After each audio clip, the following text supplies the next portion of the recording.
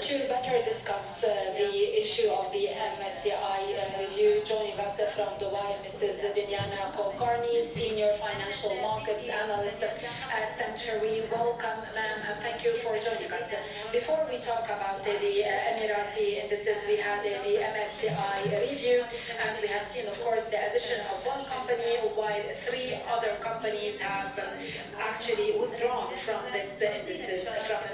How do you read actually this review, which could give us actually positive reviews regarding the Emirati situation, and when it comes to the listed companies in Dubai and Abu Dhabi? You have the floor. Yes, thank you very much for having me on the show. I think the listings on the indices are very robust at the moment. We're seeing many new listings coming up, especially now with the Lulu IPO as well. So these reshuffling and rebalancing of indices happens based on their methodology. But right now, if you see, a lot of new companies have been listed throughout this year, and the Lulu IPO is going to be the biggest one for this year to watch out for. You have mentioned at this point, to what extent do you believe today that these listings, especially if you are going to talk about the diversification of the companies or of the sectors in the Emirati sectors, away from the traditional sectors, such as, for example, the real estate, the energy, or the banking sectors? Today we have a number of companies that come from diverse sectors, which are providing us a larger framework and which provides the investor better chances to access the Emirati market. Yes.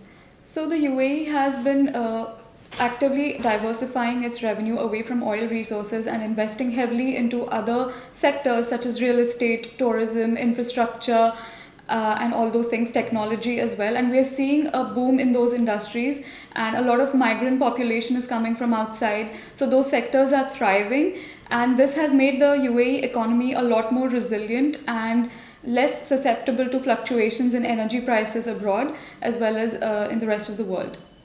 Let us talk about, of course, the Emirati indices and the levels we have reached today, while we pursue our reading of the business results that are giving us some indicators when it comes to the capabilities of these companies in terms of providing positive figures. We have witnessed today the Fed result, based on which the central bank in the UAE has reduced the interest rates this year. What is your reading of the situation? Right.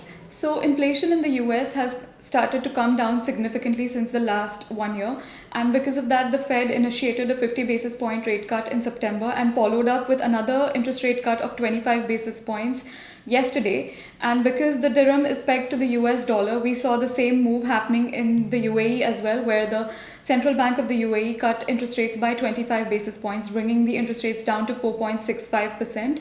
So because of that, we can expect borrowing costs to decline in the UAE in tandem with the US, and this bodes well for all companies in the UAE because they can borrow at a cheaper rate, so lending activity can thrive, and that can be beneficial for banks as well. On the other hand, we can see that it's very important to look at the situation of the foreign investor in the market. Recently, we have seen in the UAE a national strategy has been accepted in order to increase foreign investment until 2031. To what extent do you believe that such strategies or plans or actions can support the foreign investor and its resilience in the Emirati market?